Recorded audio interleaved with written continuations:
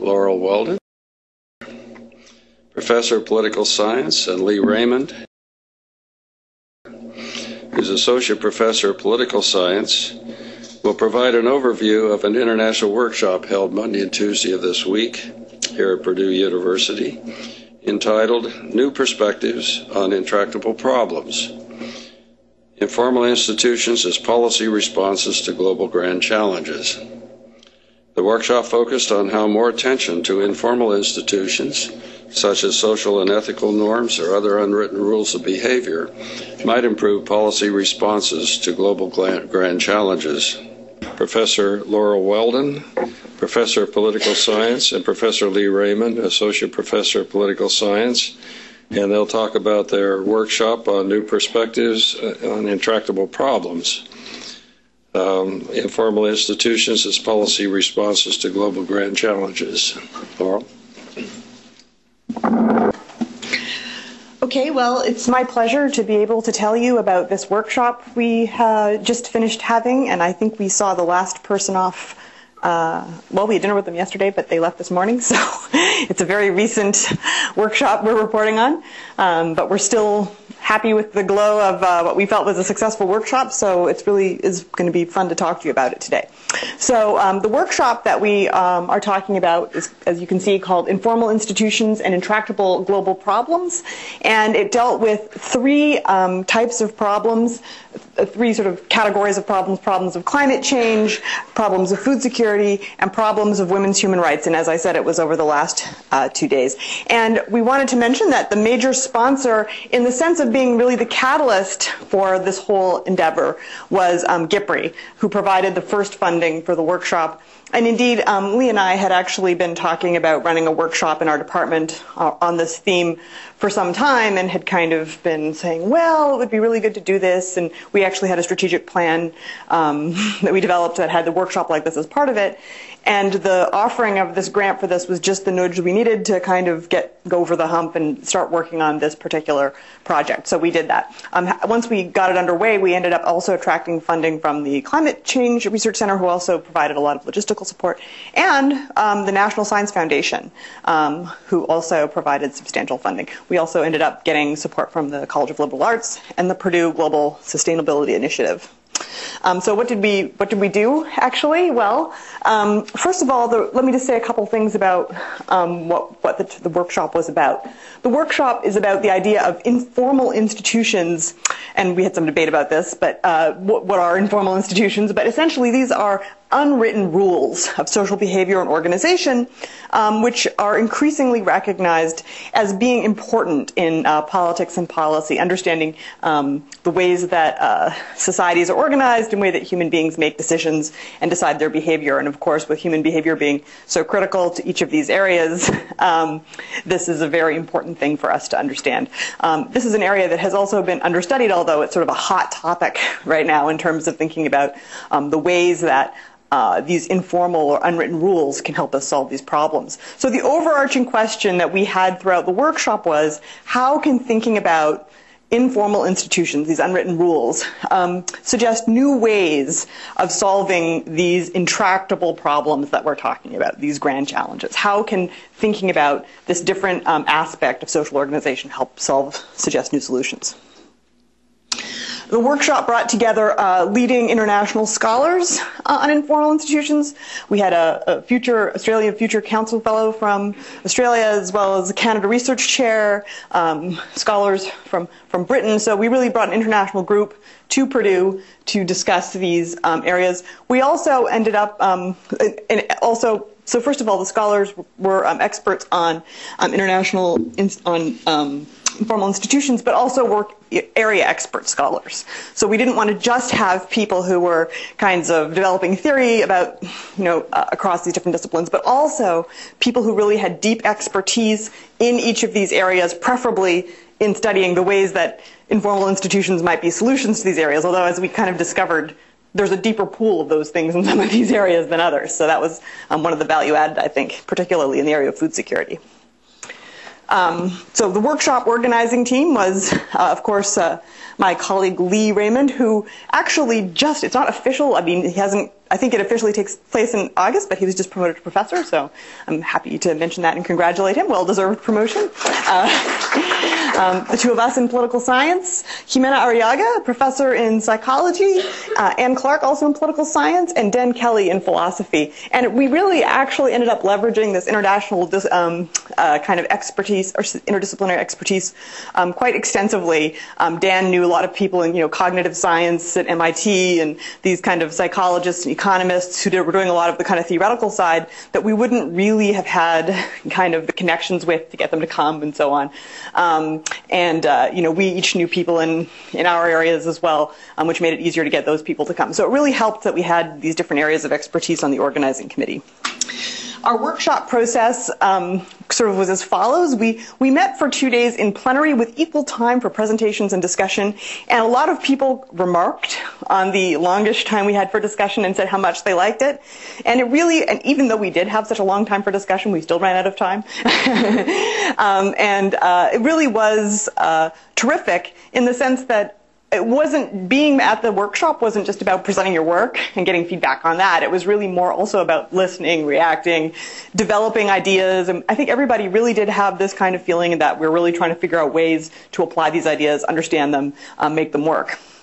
It included both people from Purdue who are on the organizing team, but also experts who are not necessarily in this team or even in these departments. Ellen Grunbaum, who knows a lot about violence against women in Africa, came for our Violence Against Women panel. We had also somebody from the community who works at the YWCA DVIP program come for that panel as well. So we had really, people with hands-on experience in different areas at the different panels, and some people there throughout. So it was really a good kind of group of not just people talking about these things in abstract ways, but also the people who could use this information were there as well. It included also graduate students and practitioners. We had initially even built in more training idea for graduate students, but we did have also graduate students come from another university. We also had our local graduate students participate, so we were quite pleased about that. We really emphasized to the senior scholars to spend time talking to the graduate students to build a cohort of people working on these problems. We also had people circulate their draft work in advance. And then we webcasted the whole proceedings, which is why I'm so experienced using this microphone, because we had 3 of them yesterday, and people were like saying, if you can't understand what I'm saying now with these 3 microphones, you'll never be able to, record me. So we did that, and it is all webcast, and we hope to make that available on the GIPRI website for other people to enjoy. And I know that a number of people have written to me, and I think to Leigh also, already about these proceedings, which just ended yesterday, saying that they were able to watch them and they found them interesting and so on and so forth. So in addition to the rooms being filled to capacity, the proceedings were webcast as well. Let me just make sure I'm time. The workshop should produce, hopefully, some deliverables that are both kind of academic research products as well as products that will be more oriented towards practitioners. The kind of first thing that we're aiming for is we've arranged to do a special issue of a journal called Political Research Quarterly, which is one of our more outstanding cross-field political science journals. And we're planning for this journal to put together a set of papers that will be, first of all, kind of synthetic and conceptual, but applying the insights to these 3 areas, and then also papers from each of the areas that we talked about to try to show the importance of this conceptual work for these specific areas. We're also hoping to do targeted policy briefs, and we have some time and resources set apart to do that this summer, and we'll talk more about that in a minute, focusing on each of the 3 areas we talked about. The last thing, and this goes more towards the graduate student involvement we were talking about as well, the last thing I'll just mention about the preparation for the workshop is that we also did a reading group that went on for about a year, really mostly intensely in the fall, but we continued into the spring, where we read the work of each of the people who were coming, both students and faculty, and the organizing committee has been writing something together, and that was part of that process also. But we really had this whole group of interdisciplinary faculty and interdisciplinary students reading in this area in preparation for the workshop so that we would get used to the different language. And really it was good preparation so that we were prepared for some of the different approaches to the ideas of norms and informal institutions that people had, and were able to make the most of our time when these people were here. So I'll pass this along to Leigh to tell you the really interesting part. Right, exactly. Thank you. So, oh, wait. Apply mic first, then start talking. Okay, there we go. There's a clock up on the wall too, so thank you. Is that all right? Can whoever's taping this hear me? Yes. Okay, great.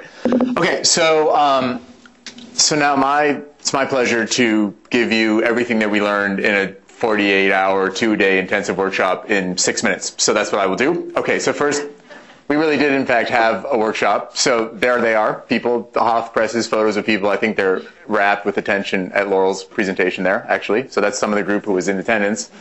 And then this is Stephen Stitch, philosopher, slightly dark photo, but presenting in the first day's panel. So you can sort of see the basic arrangement. The room had about 60 people in it at any given time, which again was by design, maybe 70 or so, right? So we really structured this with one theoretical sort of overview panel, and this was in many ways I personally found to be the most original part of the program. So people like Stephen Stitch, is this actually a laser pointer? Yes, it is. Look at that. Right. So a philosopher who's really doing some remarkable work about human cognition and how these unwritten rules affect human behavior in important and interesting ways. And also Joe Henrich, very well-regarded and very interdisciplinary, remarkable person, anthropology background, doing work in behavioral economics and sort of studying societies like Fiji and how these unwritten rules affect behavior in those societies, and then applying these in all kinds of really creative and interesting ways. And then Georgina Whalen, who does a lot of more sort of traditional political science work, but with a very, again, sort of institutional focus. So this was our first panel.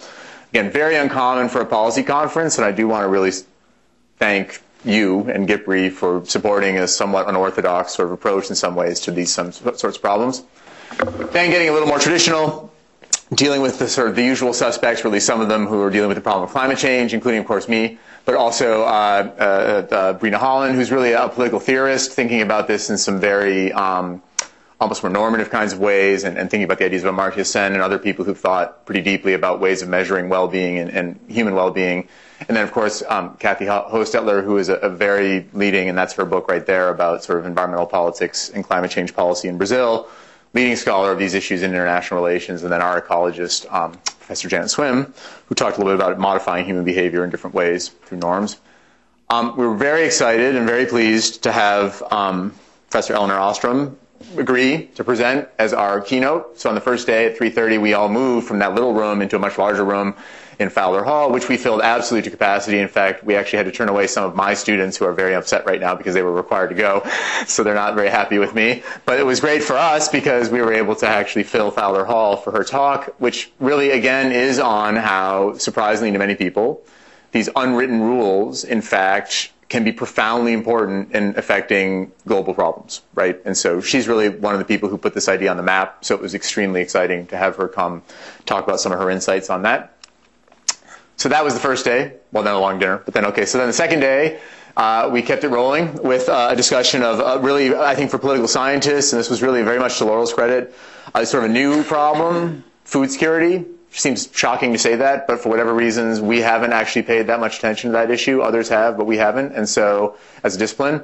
So we got a great group of people for this panel, including somebody from Oxfam, right? So again, a practitioner on this panel, as well as Lauren McLean down at IU, who really also has done some very path-breaking work, again, on the intersection, work on how in Ghana, people from the same sort of tribe, and this is the cover of her book, who are from the same tribe as, say, Cote d'Ivoire, just sort of colonial border, right, separating these people, suddenly now have these very different ways of dealing with providing food for their families, in part because of changes in their informal norms about who should take care of elders and things like this, which are driven in part by actually changes in basically the political economy, right? So people in Ghana are now growing tomatoes, not cocoa, and this has these very surprising and unexpected effects in terms of now why there are more older people in the towns that she was studying in Ghana not getting fed, because all the young people have to go to the fields every day to work on the tomato farms, which take a lot more intensive labor. So great stuff there. And then finally, really impressive lineup of some truly of the all-stars, I would say, right, of kind of people studying women in politics and sort of policies affecting women's rights, including, of course, Laurel, also she already mentioned Louise, and then Elizabeth Friedman at University of San Francisco, and also actually an alumnus of our program, who's now at Loyola, who really did a great job, Olga Avdieva. And one of those presentations talked about really gender norms and how they have affected the ability of the International Criminal Court to prosecute people like, I'm going to forget his name, Lubanga, thank you, exactly, sort of this terrible military leader in the Congo, and the ways in which norms about how it's more difficult to prosecute crimes for violence against women led to not bringing those charges against him, which then led to all sorts of difficult and actually real problems in terms of prosecuting him in this new sort of formal institution, right? So showing this interaction between these unwritten rules and then the problems that created for this sort of the attempt to create this new kind of what we would call in the political science world, a formal institution. Again, Laurel already mentioned this, but we did make a special effort to include graduate students. So there were at least probably 10 graduate students from Purdue who were attending all of these sessions and were very active participants, also a few from out of town who came down as well.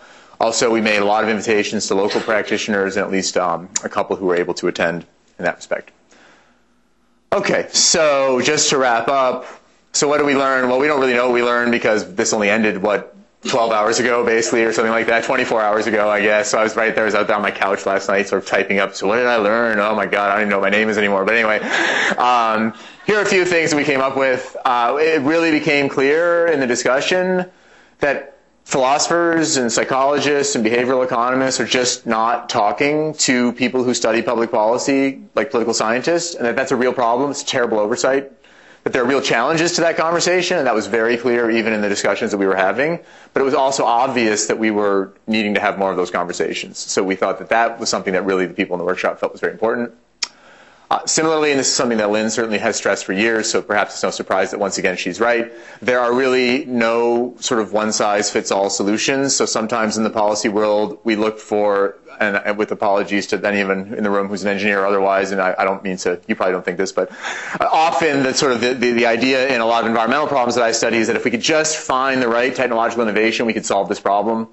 And so she really, and we all agreed in this workshop that that's clearly not right, at least that sometimes is right, but often is not right. And that indeed, there was a lot of talk about the need for a diversity of institutional arrangements, formal and informal rules, and being more thoughtful about how they will interact. So even, this is something that political scientists are guilty of, sometimes environmental advocates too. We think if we just pass a law, we solve the problem, and one of the other morals here is that that's often not at all true, right? That in fact, passing a law often makes things worse, even though you think it's making things better. So there was a long discussion as well then about our third point, right, which is that we really need to understand a lot better how the formal laws that we pass are then mediated or affected by the rules that everybody actually lives their life by, right, which everyone knows but no one actually puts into law, and vice versa. So a lot of discussion about that as well.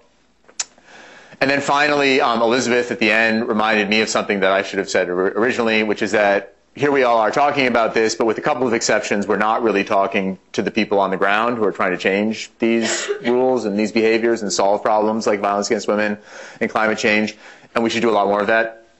Definitely true. And then I think that there was also a growing recognition that sometimes, and Lynn also pointed this out as well, there can be a tendency as a reaction to sort of an over-focus on formal legal rules to romanticize these informal rules as somehow always being better, and that local people will always have the solution, right, if we just left them alone.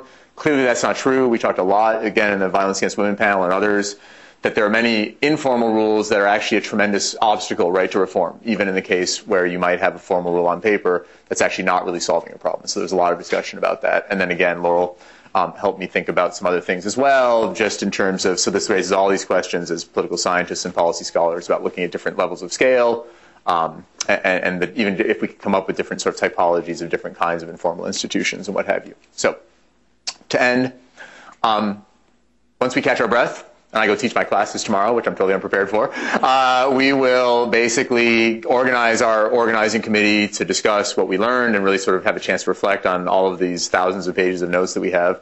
And then we'll begin working on that special journal issue, which we hope to have those papers rounded up and edited and ready for review by the end of the year. And then we're also planning to write several much more specific, sort of in layperson's terms, policy briefs, sort of thinking one for each of these issues, where we try to distill some of these lessons for a more sort of a more practitioner-oriented audience, right?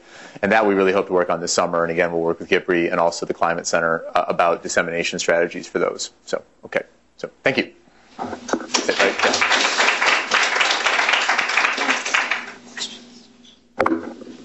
I guess questions, yes, okay.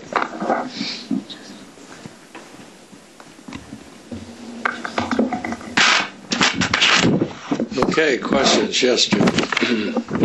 I'm curious, I was kind of stunned by the, it's obvious, but you kind of put a really neat frame on it that, the relationship between the formal and the informal, laws versus, norms of behavior, and the fact that laws don't always change behavior. And I guess one of the questions I have is, as you kind of think about your research or maybe your research going forward, are there good examples of how, institutions have taken action that have actually changed local norms? Or are you just a victim of the local norms you have in all these disparate societies? How do you think about reconciling those views? I think one of the things that came out of our one of the things that came out of our discussions was that laws can change local norms sometimes, and sometimes that's bad, and sometimes that's good. So sometimes they change local norms, and that is actually not good. They displace local practices that are better in some way, and sometimes they do change those local norms in ways that are good. But sometimes, as you're just saying, they don't change those norms. So in a way, we're very interested in the ways that laws don't change those norms, but really the kind of bigger thing that we took from it was that we need to think about all of these cases, right? So when laws change norms, when they don't change norms, and start thinking about, well, why is that? Part of it has to do with the type of norm that is being talked about. That's one thing that came out. What level is the norm? Is it like a group norm or a village norm or a kind of a national political behavior type of norm, if you can even think of those at that level, or even an international norm, like human rights norms in some ways are international norms, and they're so you're really talking about different levels and different types of norms. So there are definitely cases when law has been successful in changing norms, and there are times when it's not. And one of the things that we got out of the workshop, we're trying that one of the things we're hoping to contribute is to systematize a little bit more. When is it that this is successful, and when is this not successful, and when should you try to do this? Yeah. I don't know if that answers your question. Do you want to add anything, Leigh? No, I think that I just even say that also I was illuminated again by something that Elizabeth Friedman said, which is that sometimes local norms partially, right, it's not like yes or no, right? So you'll have an international policy or something that then gets tailored, or Laurel called this vernacularized, right, in a given national context. And there was a lot of interesting conversation about, is that a good thing? Is that a bad thing, right? So some of our scholars thought, well, if what you really want is to promote this international policy, full stop, you're not very happy when that gets done, right? But then others, including Laurel, have said this can actually be very important, right, and make it more effective, right? So that's just interesting from a social science perspective, but also from a policy perspective, right? To what degree do you want to allow for flexibility or tailoring, right? Both in implementation, but even in sort of the adoption of, say, an international standard that's being promoted around the environment or women's rights or what have you. So, the real problem is education. Many people, whatever norms you may declare to be very important, people won't just, they just don't know about it, they're not educated. More importantly, so-called local traditions.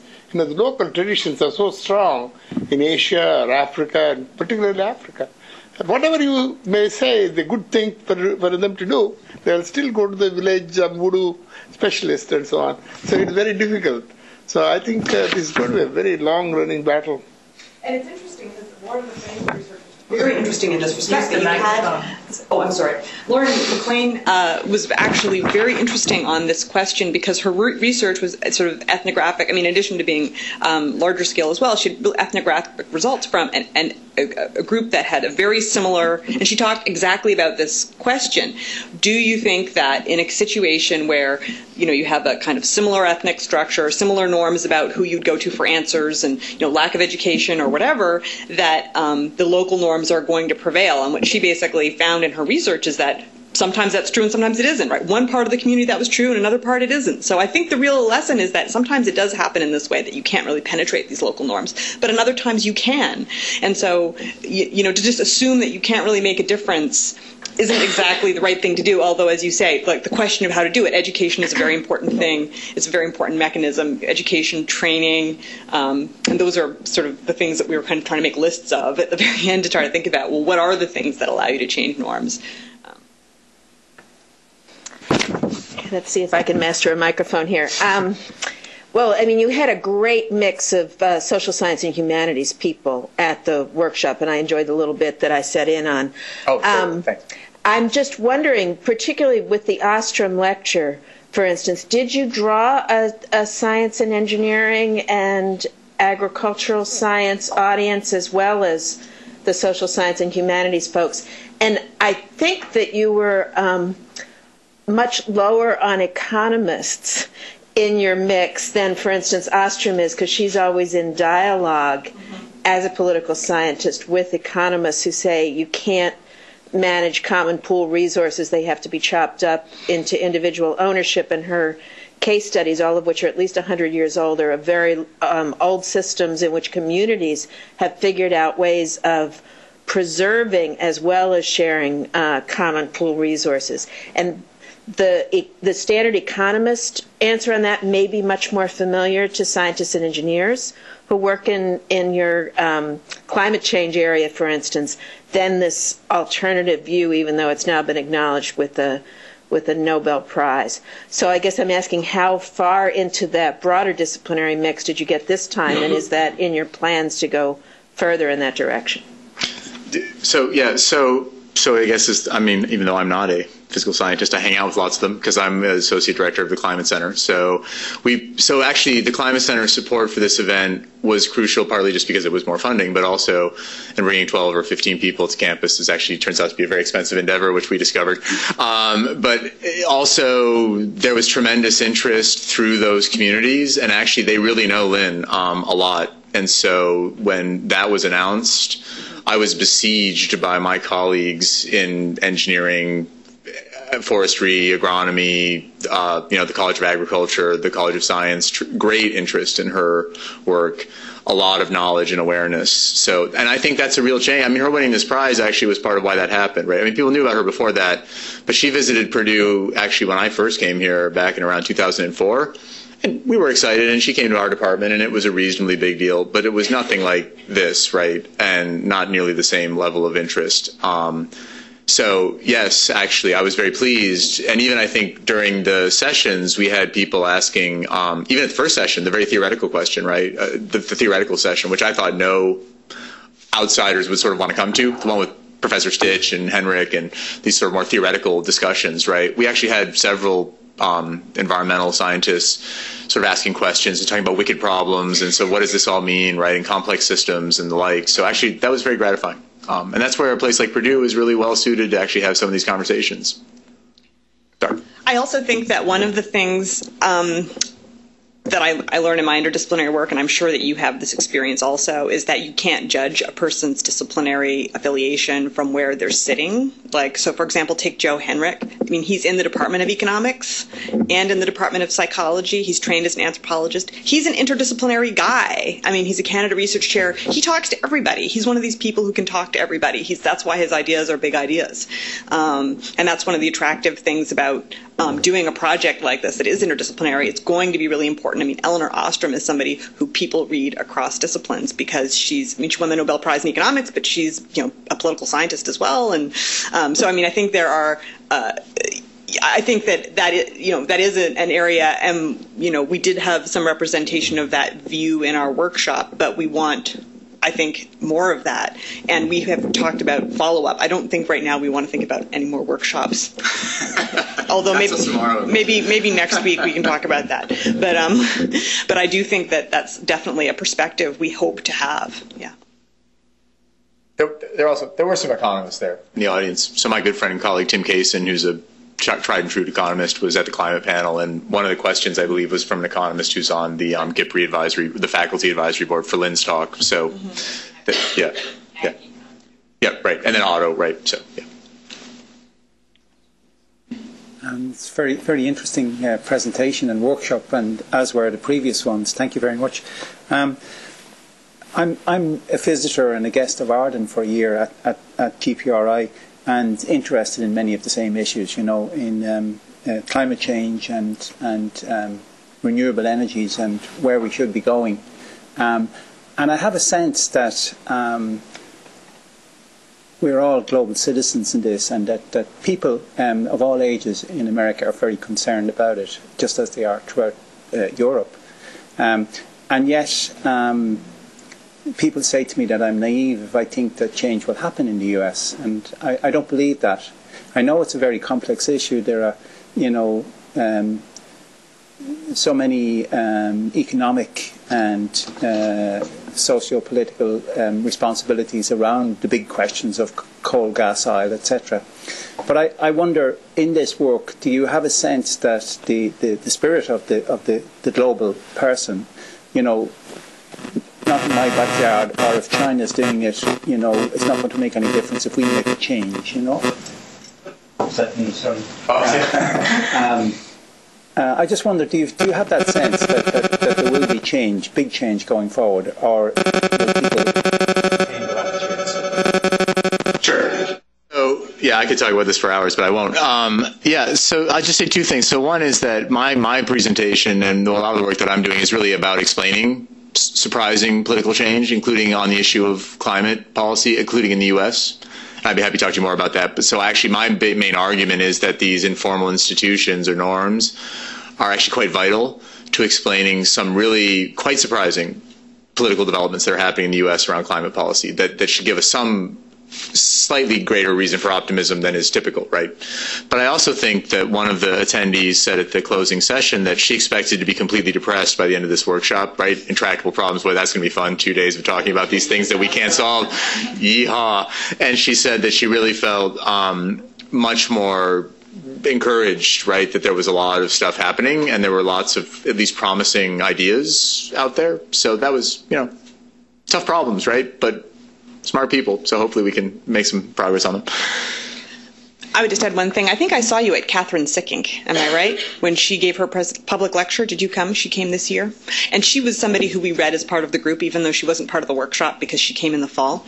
But I don't know if you remember, one of the things, she's a human rights scholar, and she's written a book called The Justice Cascade. And one of the things that she said in her talk, and that she said when you talk to her individually, is that when she would talk to people about changes in human rights, and she would say some of the things that she thought might happen, people would just laugh at her and say she was ridiculous, and this will never happen. And in fact, things changed far more than she could have even imagined, and even though she was seeing as being way out on a limb. So I think that sometimes one of the things about these informal institutions and these kinds of ways of doing things that are norms is they do have an appearance of resilience, and sometimes they are, and sometimes they're easier to change than it seems. So I think that that's a key thing. Understanding these institutional norms is critical for understanding change. But I wouldn't say that, you know, maybe you're just like Catherine Sickink and you're people calling you naive. You maybe shouldn't pay any attention to that.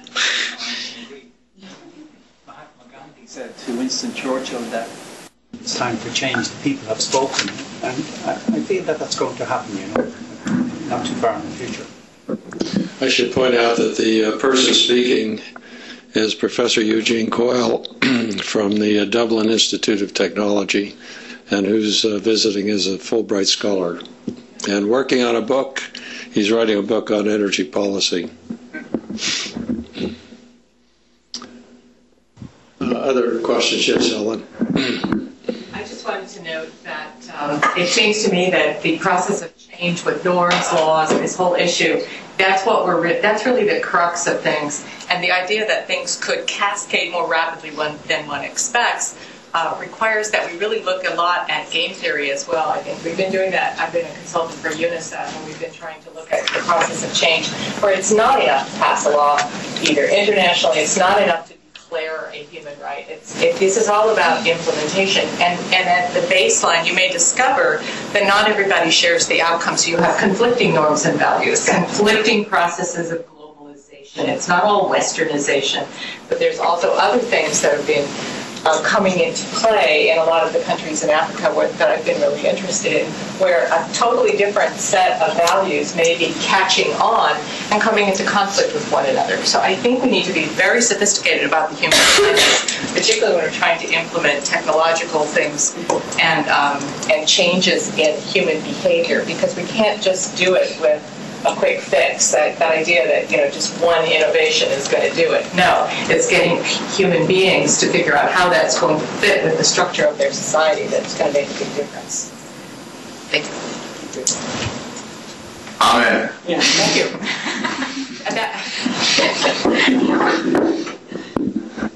Okay. I think this is the time to thank you for a very interesting presentation. Thank you. Thanks for allowing me. Thanks for your support. Laurel's right. This would not have happened without the Policy Institute. There's no question. Thank you. So, thank you.